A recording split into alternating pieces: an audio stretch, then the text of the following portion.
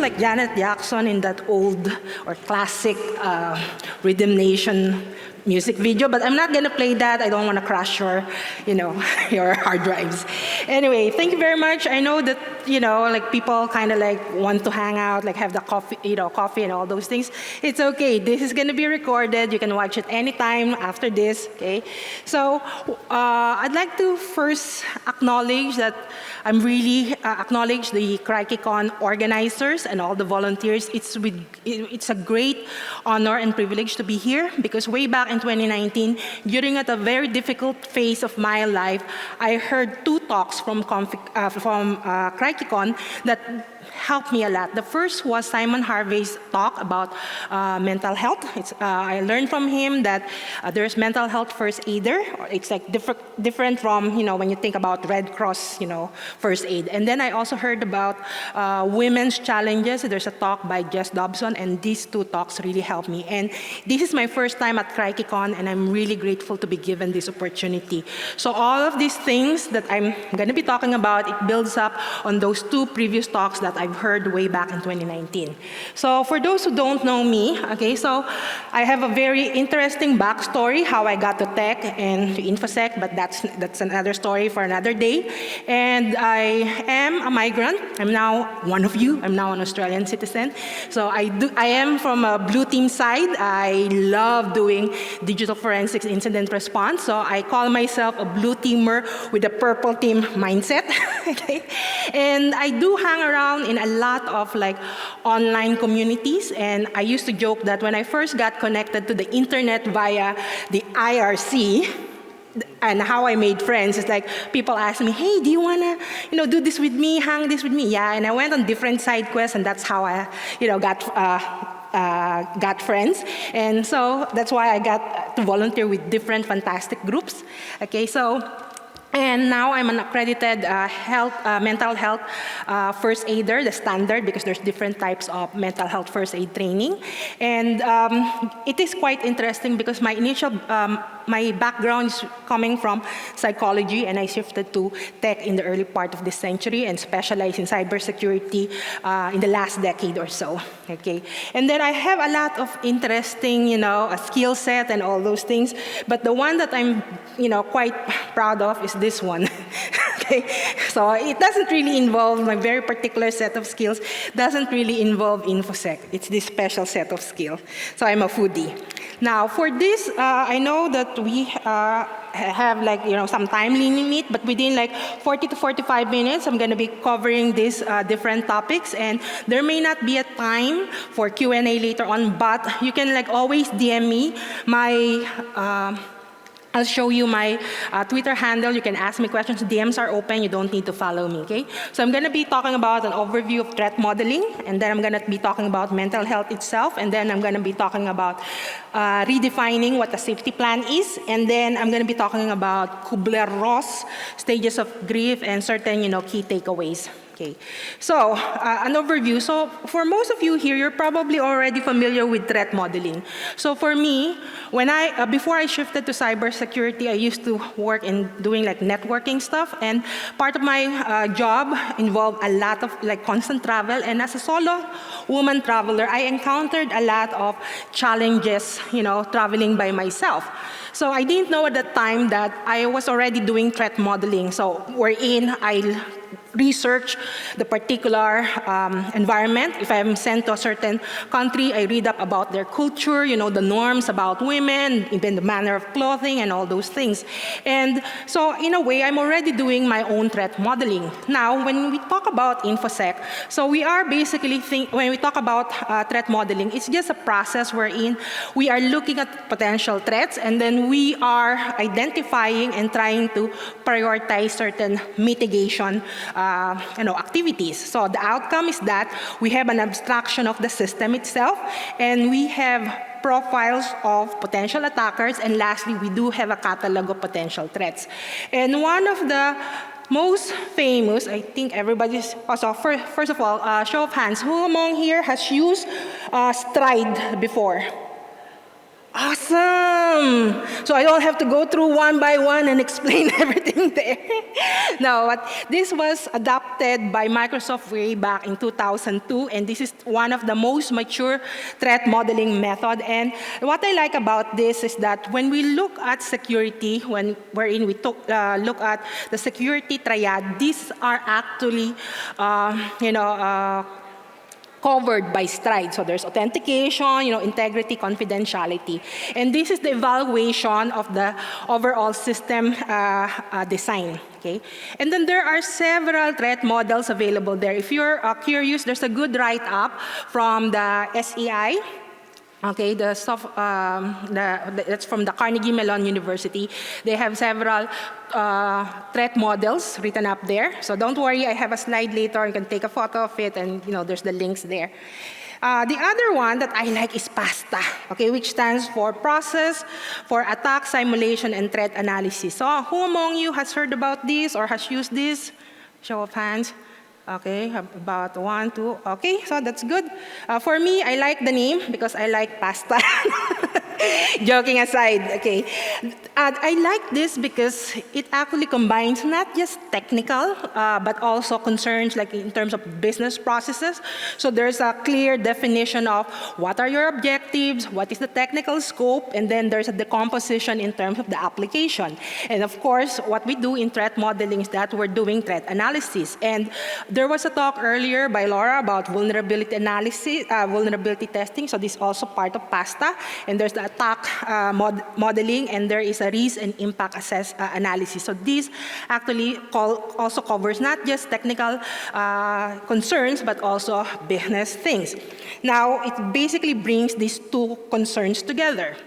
Now, so why am I talking about threat modeling? Because what I find is that in the industry, in InfoSec, we are so good with abstracting information. We're so good about thinking about protecting the organizations that we work for. But we don't think about our personal, mental health, challenges. Most of the time, what happens is that people, get burned out, okay? Sometimes there's like challenges in terms of their mental well-being. And the sad thing about that is that I've seen people get burnout and drop out or even leave the industry altogether. So for me personally, I am concerned about the pipeline and also making sure that the pipeline does not lead to a sewer. And that fuels me why I do these different volunteering activities with different organizations. My lovely partner over there, my husband, he's my emotional support guy. I'm so lucky to have him. He knows that I have all these volunteer activities and I can lean on him on certain things, okay? Now, so let's talk about mental health, okay? Now, I just want to have a caveat here. It's a trigger warning. Please note that later on, there's going to be some mention of suicide. If you have been affected by this and it gets too much, please feel free to, step out. We have some quiet room and, you can do your breathing exercises and regain your composure. And another thing that I have to clarify, these are just a set of general tips, and this is not meant as a substitute for professional advice or psychiatric, advice or therapy, okay? Now, let's start with definition. So I got this definition from WHO, from the World Health Organization.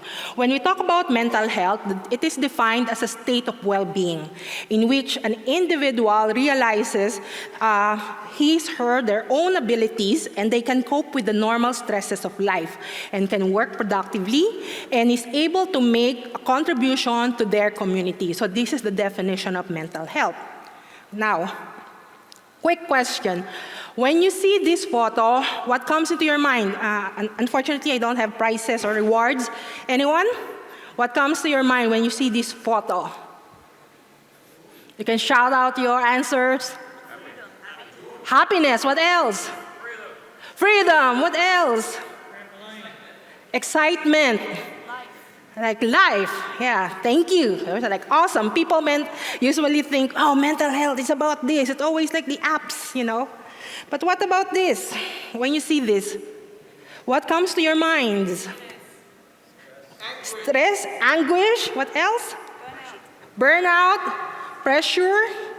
Or you think about all those open Jira tickets. Just kidding.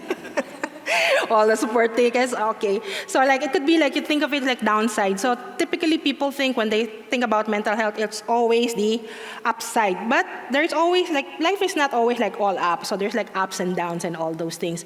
The thing is that we need to be able to understand these different pressures and be able to use the tools out there that we may not be familiar with to help us make sure that we are at our most optimum, set in terms of mental health. Okay. Now, I just want to put out here some grim statistics to just really point out to you some of the issues that we have, not just in the industry, but as a society in general. So this number is like something that I look at with a lot of sadness, because I've lost cousin, I've lost former colleagues, friends who suicide. And this one, it's 9 Australians die every day due to this. And it's more than double the road toll. So that's a big number for me. It's a number, but behind that, there's actually a lot of people affected. And 75% of those who are successful in their suicide completion are male. I have a lot of male friends. I love my male friends, and this like strikes at the heart of that. And over 65,000 Australians, make a suicide attempt each year. So that's a lot. And this was from, I think, 2019, and I don't know what's the latest numbers now. And the leading cause for death for Australians between the ages of 15 and 44 is actually suicide. Okay? And another interesting thing is that members of the LGBTI community has a higher prevalence of higher rates of suicide compared to the general population. And for each life lost to suicide, there are about 135 people affected. This, covers like the one who responded to that emergency, family members, colleagues, friends, everyone's affected. Yeah, and I was one of those 135 people who was deeply affected by, death of former colleagues and cousin. Okay. Now, why did I talk about this? Because when we talk about mental health, it's good to remember that it is a continuum. Okay, it is a continuum. It can range from good mental health, okay, to mental illness.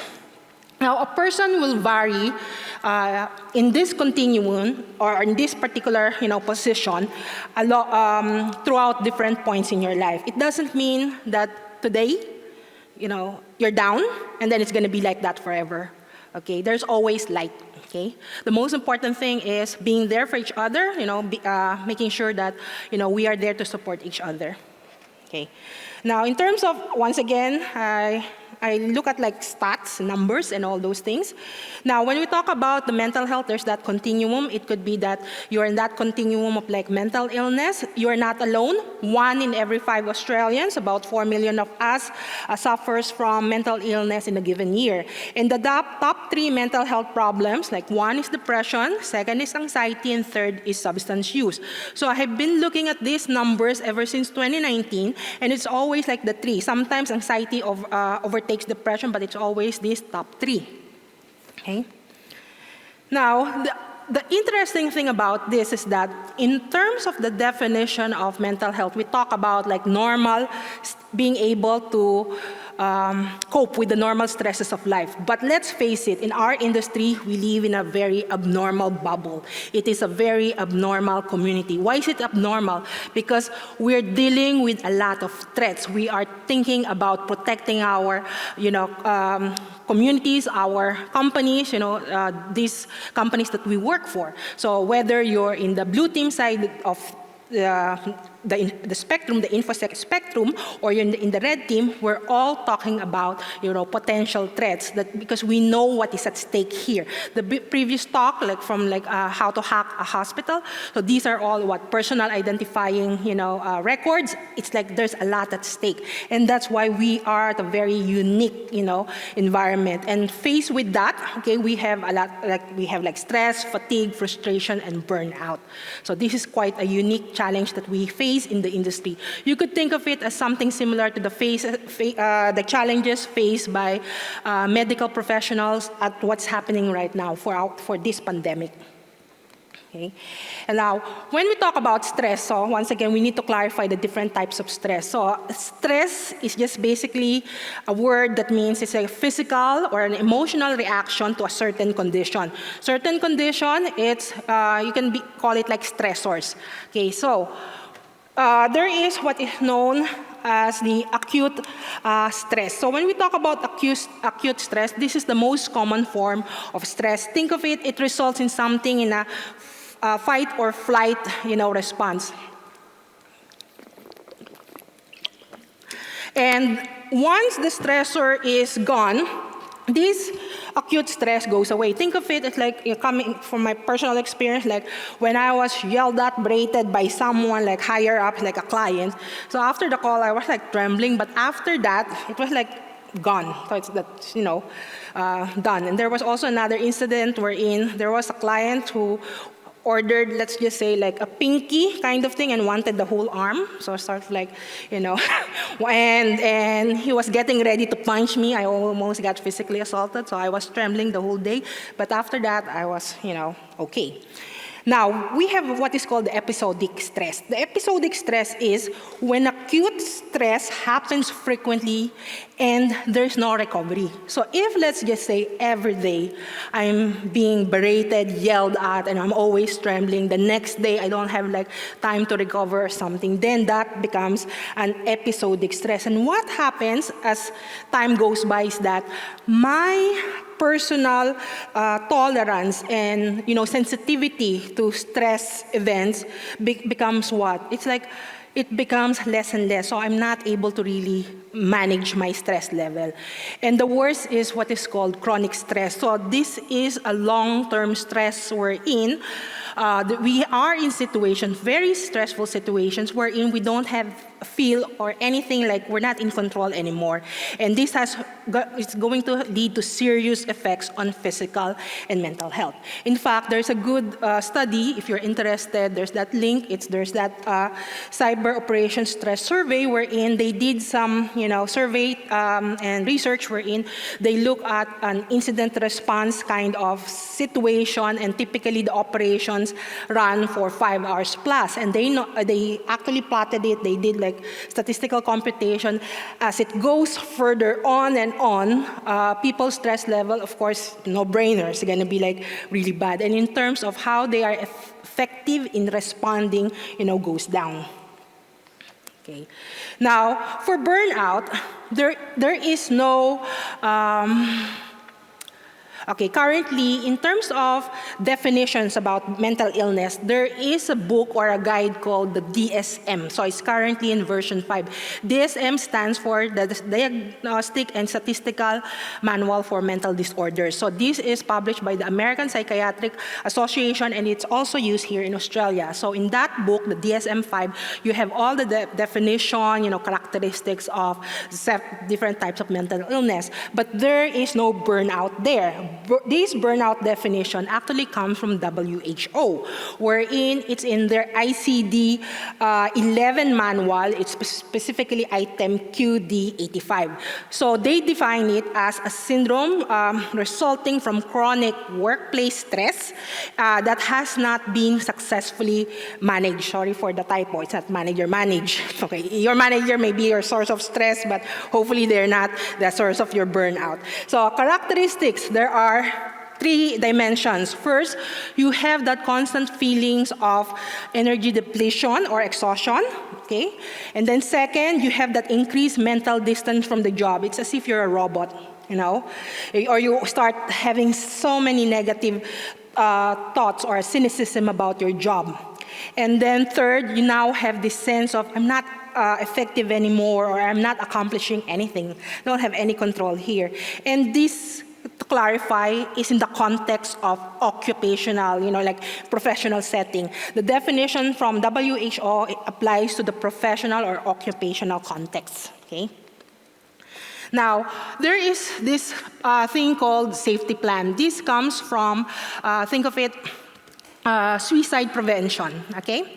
So I'm redefining the safety plan as a mental health threat model, okay? So let me talk about this. So in suicide safety plan, there are 4 main parts. Step 1, know when to get help. Step 2, manage your coping skills. Third, seek social support. And fourth, seek help from professionals. I'm gonna go through it one by one. Now think of it from the threat modeling perspective. You have step 1 as the identification, and then steps 2 to 4 as the mitigation. So think of it like this. So I'm like reconceptualizing it as a mental health threat model. Okay, so the first step, okay, know when to get help. Okay.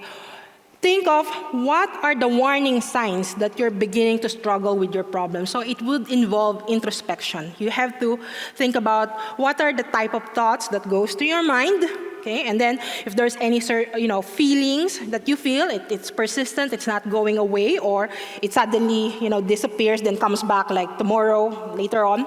And then certain set of behaviors, okay? So with this, I hope that after this talk, you think of like what is your mental health threat model. I'm gonna also make sure that I have this like published as a PDF so you can use that. So first, know when to get help. Okay. Second, it's about coping skills. So what can you do by yourself in order to take your mind off the problem? And then are there any obstacles to using these coping skills? Now, I need to clarify the phrase, take your mind off the problem. I want to highlight healthy ways of taking your mind off the problem, because if you do abuse substances, that's unhealthy. So you have to think of like healthy options. Okay. Now, for step 2, I have here some simple techniques that I've come across, some tools or apps that I've used. So one of the number one thing is about breathing. It's something that we don't always think about. It's unconscious. But remember that when you do deep breathings, it will activate your parasympathetic nervous system. It helps relax you. Okay, so when I'm dealing with very, distressed clients and they're yelling and all those things, if I could put my phone on mute, I put it on mute so I can do like some breathing while they're like, I don't care. Just goes here, goes out, no matter what you call me. I know my name is Gyle. I'm not stupid or I'm not unprofessional. I am Gyle. So I don't have any issues with that. Now, another thing that you can do is grounding. Grounding is very important because sometimes all these past experiences have really scarred us for life, and it keeps coming back. It's recurring, okay? So what you can do is ground yourself. We are at the present. So something that I always remember, I have like this watch and I like look at like the time and what's like day, what's the date. What happened before, like let's just say 5, 10 years ago, that's all in the past. It's not gonna affect me anymore. And another thing to help me with grounding is what I call like blowing on the hand. So I'm just gonna blow on my hand and then try to focus on the sensation. Is it like a warm breath? Am I feeling so cold in Melbourne? And then blow there. And it sort of like helps ground me, and it helps me. And I hope this particular technique, you get to apply this later on if you encounter certain, very stressful or distressing kind of situations. Another way is doing visualization. Okay, so one of them is like the visualization that I think about is about being a tree, that I'm grounded, I'm part of the earth, I'm here. And no matter what, maybe there's a lot of stress coming and going, there's like all the winds, okay, I'm still gonna be there.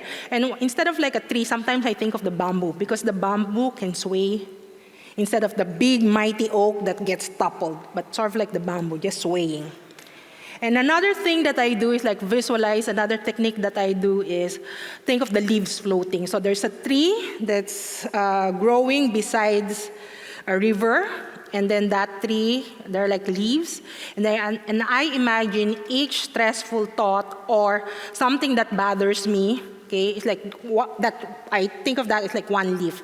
So that leaf, falls down and it's carried away. And as it's carried away, I try to remember, okay, that's my concern and it's floating away. If I have another concern and like something pops up in my mind, there's another leaf. Okay, watch it in my mind, fall down and float away. There's another concern, another Jira ticket. Okay, let me just think about that. Okay, again, it's floating away. So there are these simple techniques. And then if you're a person who needs additional, like free resources, there are these apps produced here in Australia. It's called Smiling Mind. It's free. You just have to give some personal, not PII, but just an email, any throwaway email or whatever. Okay, sign up for that. It's very good. There's like free, mindfulness sessions, short ones. It doesn't have to be 1 hour in your meditating like that. No, it could even be micro. Even if you're like commuting, like 20 minutes of like a train ride, you can listen to something. And then Calm is not actually free. There's like certain subscription, and then there's Insight Timer. I use Smiling Mind and Calm almost on an everyday basis. Now, so I've talked about know when to get help, coping skills, and there's like certain techniques there.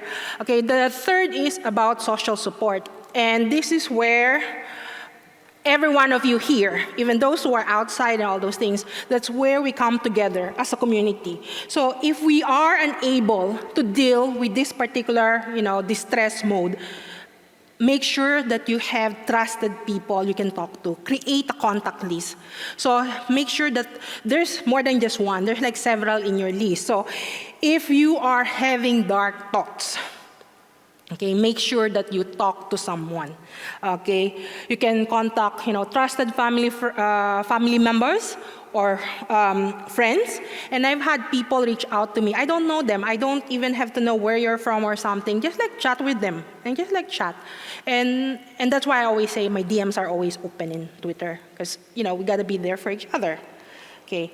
Now, when we talk about interventions, okay, think of this. Okay, there is a spectrum. You have towards your left when you're mentally well, and then you're becoming unwell to the point wherein you're unwell. And then, of course, hopefully, when we're unwell, we should treat mental health issues as something similar to you go to a doctor if let's just say you broke your arm, you get a cast. There's like nothing wrong with that. So you go seek, mental health professionals to help you with that. So we have here, think of it as a spectrum. We have prevention.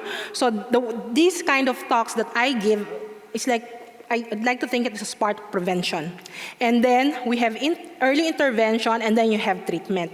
So there is that spectrum. And where does mental health first aid can help? It's to the start, prevention, early intervention, and then you can see there a little bit towards unwell, because as mental health first aiders, we first ask, okay, are you okay with this? When can we talk about it? Can I help you? Do you need information? Do you need, help in doing a booking? Do you need someone to accompany you? Do you need someone to help you? Or it could be as simple as, oh, I need help because I have to go away, but I left some of my things somewhere. Okay, give me the details, I'll get that and bring it to you. Okay, so simple things like that. Okay. Of course, just to clarify, mental health first aiders, we are not, licensed to diagnose or anything. We're just there to help. Okay, and we're there to make sure that you feel supported. Okay. Now, the fourth one is seeking help from professionals. So if it still continues to persist, and especially if you have suicidal thoughts, dark thoughts, please reach out to a professional support system. If you are interested, there is a training called ASSIST. It's an applied suicide intervention support training. So that's available all over Australia. You just Google for that, ASSIST. Okay? Now, so the other thing to remember for step 4, especially when it comes to the point wherein you now have dark thoughts, is that you seek help from the professionals, and then you will create a pact.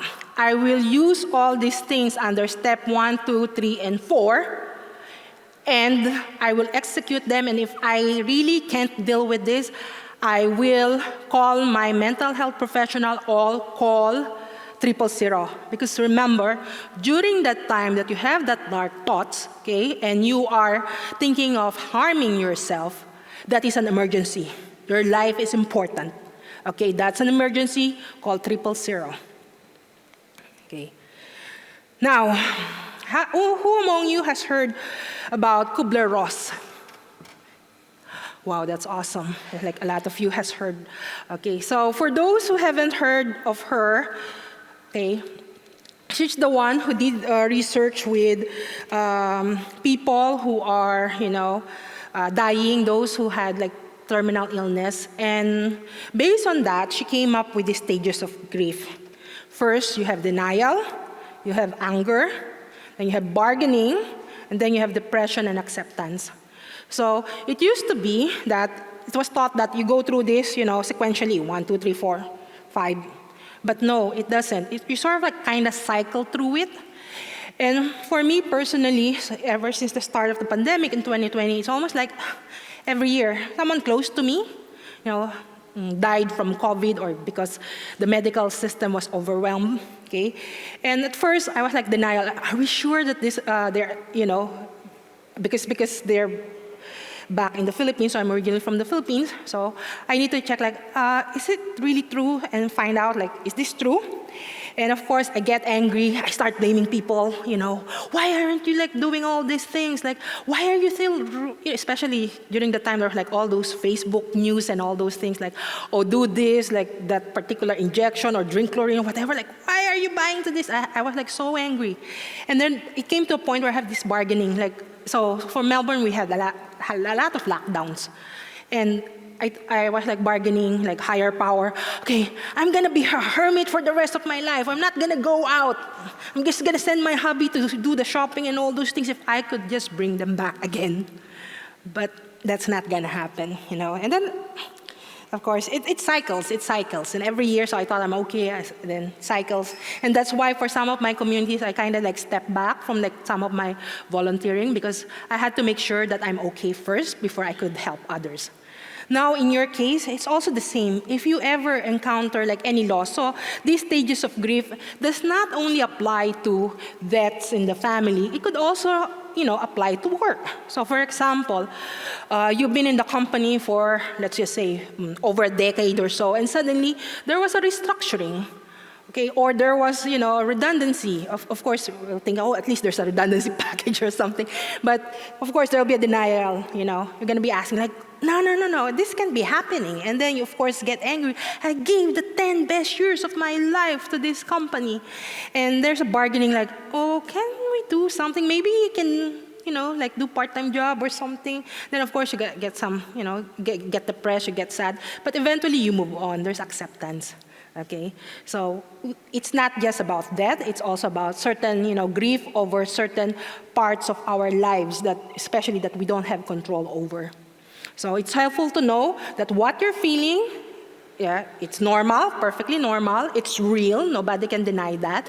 And at the same time, it's already studied and there's all these stages there. So you know that even though we are in a unique, kind of industry and we have like different, challenges, it's still perfectly normal. We're going through this. And in fact, for the pandemic, like everybody globally, we all went through this, stages of grief. We're still undergoing that because every time a new strain comes out, and then another kind of virus comes out, we get through this. And I think what's gonna happen is that by the time it's all over and all those things, hopefully it's all over, I hope that we have a better understanding of mental health and there's like that conversation not gonna be a taboo. Okay, so in a way, I look with optimism instead of with bitterness and pessimism with what's happening in the world because that's the only way I could survive, to have that hope. Okay? And of course, that's why I submitted to this. I am hoping to reach a lot of people. You may not be physically here. You may be listening or watching, YouTube video and all those things. I hope that you know that you are not alone. Okay? You matter. Okay? And please, whatever I've covered in the slides, okay, like previously, please build your own mental health threat model. It helps to write it down, even like a small piece of paper, and have it in your purse, your backpack, your wallet, or something. You take it out, like especially if you're getting like stressed and it's like it's like things are getting really too bad. Okay, and then practice self-care. Now, just to clarify, when we say self-care, people think, oh, it's too indulgent.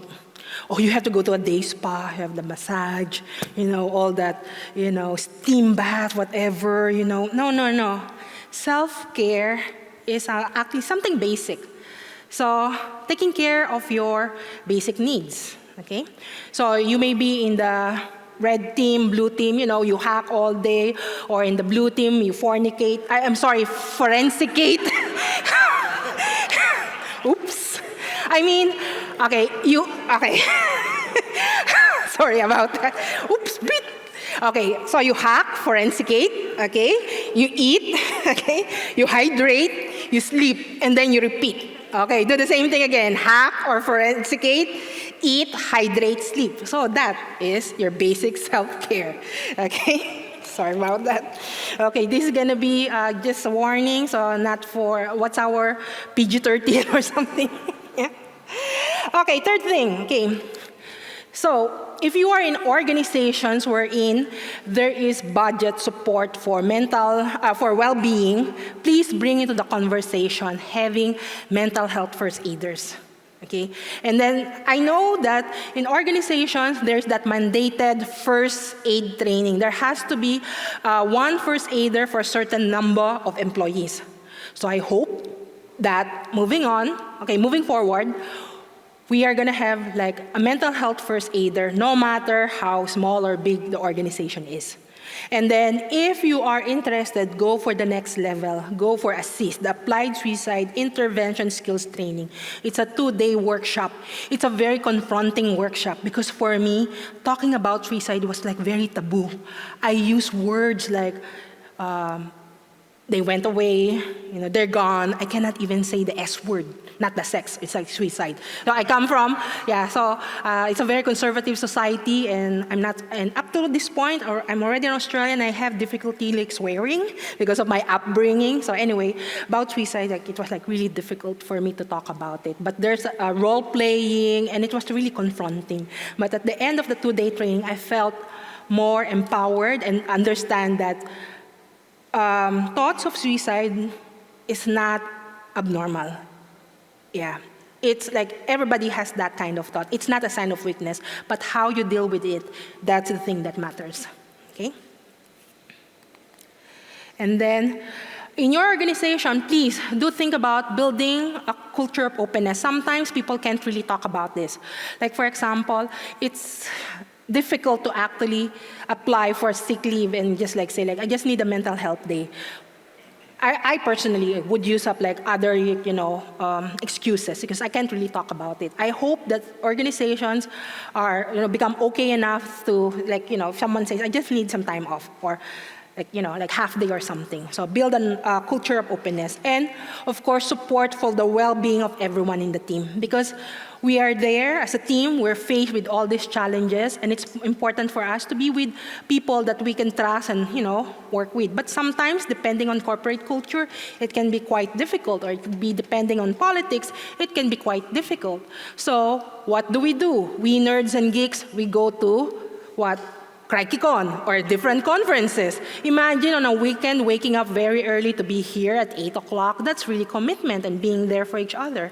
So maybe you may be in organizations where in teams, it's like that it's a different vibe and all those things. So find your tribe. We're here. Or even not just like here in this conference, like virtually. There's a lot of like virtual conferences, even virtual communities that sprang up to help support each other during the pandemic, and it's not going away. Okay. And then, what I was saying, don't be afraid to lean on your community, okay, both in virtual and in-person events. And then lastly, consider the power of collective action for common good. I'm not sure whether you know this, but there is actually a union called Professional Australia. So this is a union that composed of scientists, engineers, people in IT, tech, even cybersecurity, InfoSec. It's called Professionals Australia. So I hope this is not a career-limiting move or something, but we do have those organizations to help us. Okay, because if it's just you who's always constantly talking about changes and all those things, sometimes what happened, there is, I think, an expression that's, I can't remember which culture it came from, like the nail that's like pops up gets hammered down. Eventually, when you are being hammered down, you just basically, have that acute stress, and then becomes what? Chronic stress. And then eventually you have to advocate for yourself and decide to eventually leave. And that's a big loss for the organization. We don't want it to be, in that kind of situation. So that's why it's good to be part of the collective. So anyway, I'm quite mindful of the time. I think I have, yeah.